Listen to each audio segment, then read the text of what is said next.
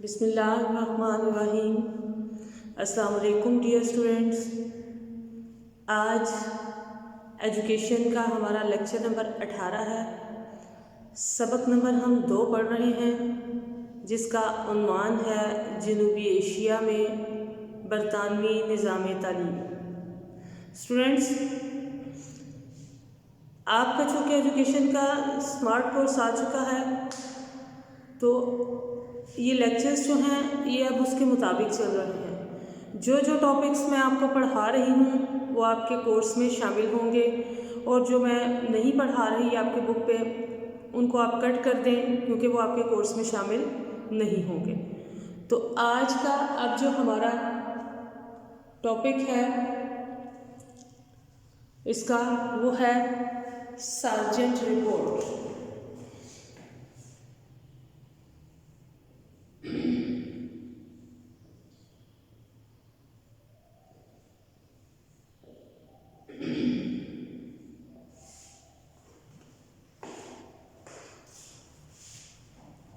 تو اسٹوڈینٹس،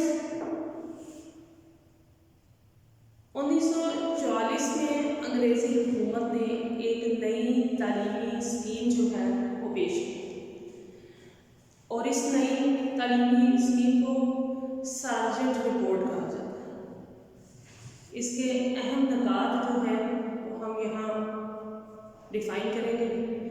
سب سے پہلے ہے کہ 14 سال تک عمر کے جو بچے ہوں گے ان کے لیے تعلیم ایک تو مفت ہوگی، دوسرا وہ کمپلسری ہوگی، لازمی ہوگی، یعنی 14 سال تک کی عمر تک کے بچوں کے لیے ایک کمپلشن ہے وہ تعلیم حاصل کریں۔ پھر 6 برس تک یعنی 6 سال تک کے عمر کے جو بچے ہوں گے ان کے لیے سرکاری مدارس میں نرسری کلاسز جو ہے وہ تربیت یافتہ یعنی ٹرینڈ ٹیچرز جو ہوں گے ان کی نگرانی میں شروع کی جائے گی وہ کلاسز۔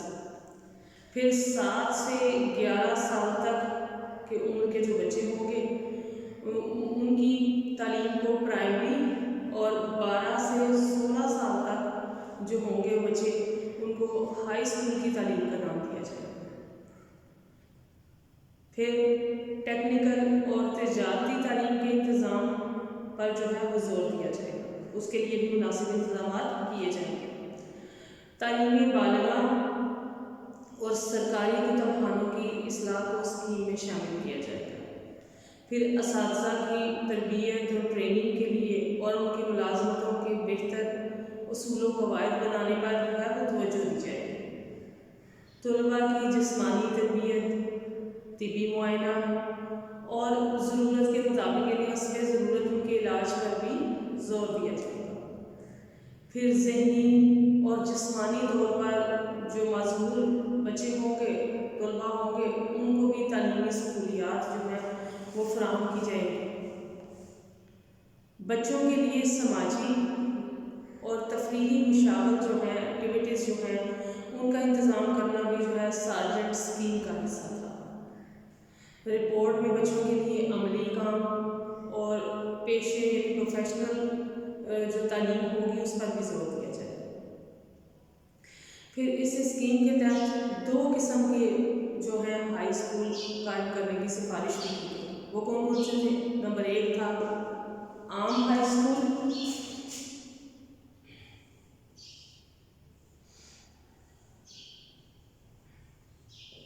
اور نمبر 2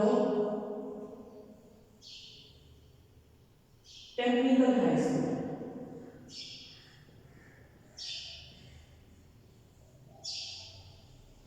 ٹیکنیکل ہائی اسکول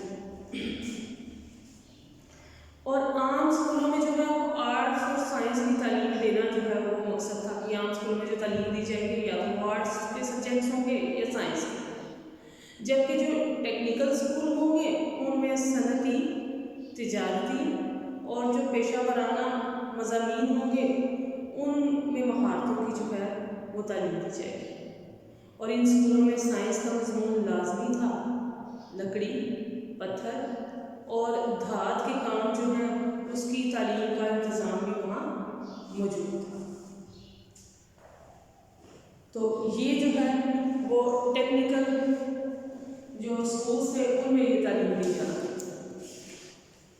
اگلا جو ٹاپک کا اسٹوڈنٹس ہمارا اس میں وہ ہے جنوبی ایشیا میں برصغیر جنوبی ایشیا میں مسلمانوں کی تعلیمی تحریک۔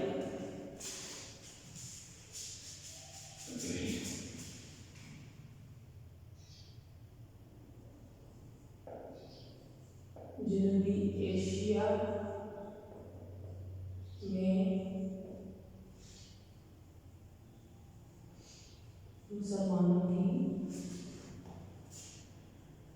تعلیمی تحریک۔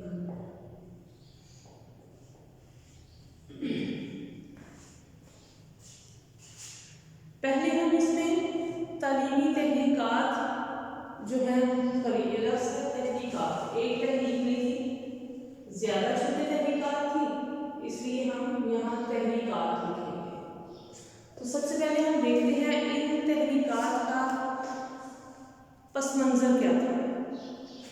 1757 کی جو جنگ پلاسی تھی اس میں سراج الدولہ اس کی شہادت ہو گئی، اور 1947 میں قیام پاکستان تک مسلمانوں کی مسلسل جدوجہد جو ہے وہ بے شمار مسلسل جدوجہد بے شمار لازوال قربانیوں کی جو ہے وہ ایک کہانی ہے لمبی۔ اب غلامی کے دور میں وطن کی آزادی کے لیے ان گنت سیاسی، مذہبی، معاشرتی اور تعلیمی تحریکوں نے جو ہے وہ اہم کردار ادا کیا اس میں۔ پھر 18ویں صدی کے اس غلامی کے دور میں شاہ ولی اللہ کی جو تعلیمی تحریک نے مسلمانوں میں اخلاقی، دینی اور سیاسی شعور جو ہے وہ بیدار کرنے میں بڑا اہم کردار ادا کیا۔ بلکہ یہ کہنا غلط نہیں ہوگا کہ شاہ ولی اللہ کے بعد کی تمام جو تعلیمی تحریکیں تھیں وہ ڈائریکٹ یا انڈائریکٹ، بالواسطہ یا بلا واسطہ اسی تحریک کا جو ہے ایک مسلسل چین تھی، تسلسل تھا۔ شاہ ولی اللہ کے دور میں جو ہے وہ ایسٹ انڈیا کمپنی جو ہے وہ کافی حد تک اپنی خونی پنجے جو تھے وہ اس وطن کے وجود میں گاڑ چکی تھی، یعنی اپنے پاؤں جما چکی تھی وہاں ایسٹ انڈیا کمپنی جو ہے۔ لیکن 1857 کی جنگ آزادی کے بعد ہندوستان میں ڈائریکٹ یا براہ راست جو ہے برطانیہ جو ہے وہ حکومت میں آ گیا، یعنی حکومت اس کے ہاتھوں میں آ گئی۔ انگریزوں نے مسلمانوں کے تعلیمی نظام کو منسوخ کر دیا، اسے ختم کر دیا آہستہ آہستہ۔ تعلیمی اداروں کے جو ہولڈ تھا انہوں نے خود اپنے ہولڈ اس پہ کر لیا اپنا۔ عربی، فارسی زبانوں کی جو تدریس تھی اس پر پابندی لگا دی، اور آئندہ کے لیے صرف انگریزی سیکھنے والوں کے لیے جو ہے ملازمتوں کے دروازے کھولنے کا اعلان کر دیا۔ اب اس صورتحال کا سب سے زیادہ فائدہ جو ہوا وہ ہندوؤں کو ہوا۔ انہوں نے مغربی تعلیم حاصل کی، سرکاری پالیسیاں جو تھیں اس کی حمایت کی، وہ بھی اس کے حق میں ہو گئے۔ انگریزوں کا ہر میدان میں انہوں نے ساتھ دیا ہندوؤں نے، اور اس طرح انگریزوں کے وہ جو ہے وہ ان کی گڈ بک میں آ گئے، ان کے منظور نظر بن گئے۔ انگریزوں نے بھی شعوری طور پر ہر شعبے میں جو ہے وہ انہیں مسلمانوں سے آگے بڑھایا، مسلمانوں کو پیچھے رکھا اور ہندوؤں کو جو ہے وہ آگے بڑھایا۔ اس پریشان کن صورتحال میں اہل نظر جو تھے مسلمان، انہوں نے رہنمائی جو ہے اسی کو درمیانی راہ اختیار کرنے کے بارے میں سوچا، تاکہ ہندوستان میں مسلمانوں کو جو ہے مکمل طور پر تباہی سے جو ہے وہ بچایا جا سکے۔ اس کا نتیجہ کیا ہوا کہ اس کے نتیجے میں تحریک علی گڑھ، تحریک دیوبند، ندوۃ العلماء اور جامعہ ملیہ اسلامیہ کی تحریکیں جو ہے وہ وجود میں آئیں، جنہوں نے مسلمانوں کے زوال کی رفتار جو ہے وہ کم کر دی، کافی حد تک اس زوال کو عروج میں بدلنے کی کوشش کی، اور آہستہ آہستہ آزادی اور ترقی کے سفر پر جو ہے وہ انہیں لے آئے، اور اس میں انہوں نے اہم کردار ادا کیا۔ تو یہ ان تحریکوں کا جو تھا وہ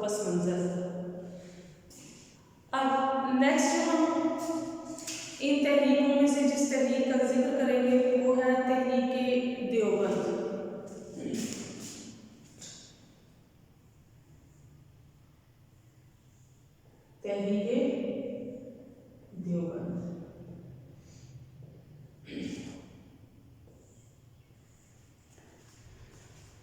यहाँ हम पहले देखते हैं कि तहरीक देवबंद जो है उसका बैकग्राउंड क्या था, पस मंज़र उसका क्या था।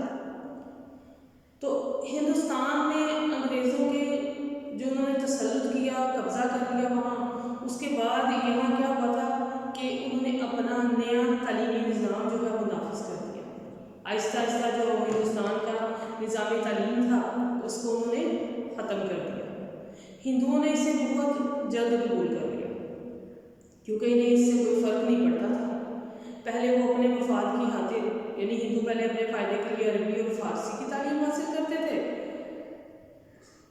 अब उन्होंने खुशी खुशी अंग्रेज़ी तालीम को भी अपना लिया।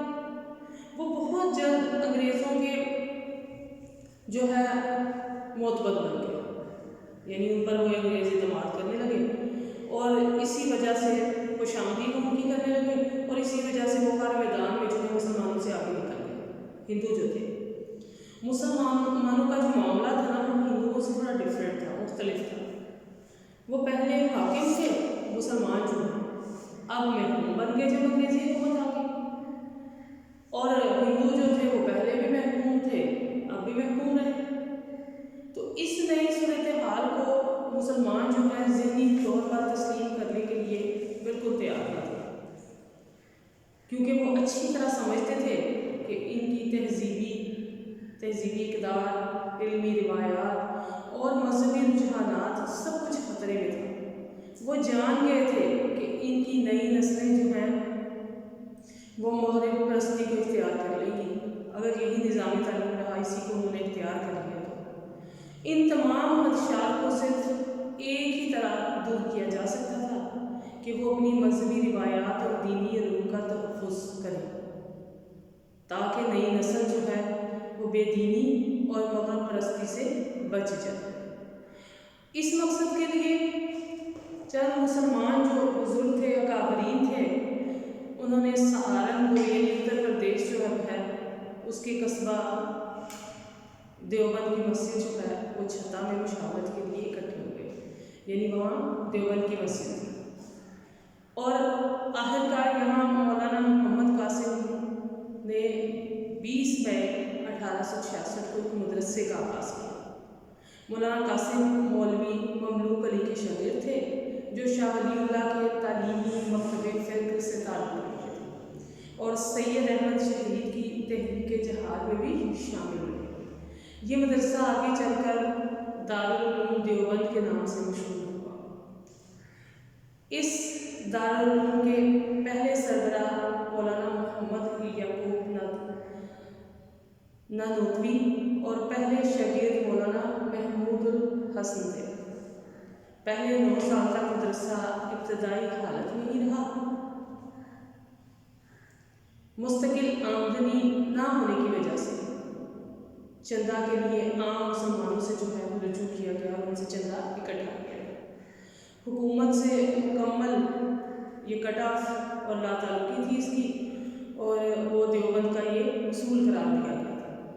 आम मुसलमानों से ताल्लुक़ की वजह से इस दारुल उलूम का तारुफ दूर दूर तक जो है फैल गया और इसके हमदर्दों और शागिर्दों में इजाफा हो गया।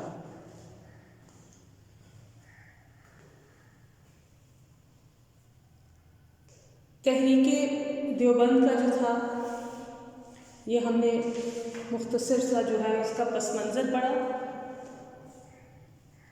आज का हमारा ये लेक्चर जो है यही इख्तिताम पज़ीर होता है। नेक्स्ट लेक्चर में इंशाल्लाह तहरीक देवबंद के जो हैं उसके बारे में मज़ीद पढ़ेंगे हम। तब तक के लिए अल्लाह हाफ़िज़।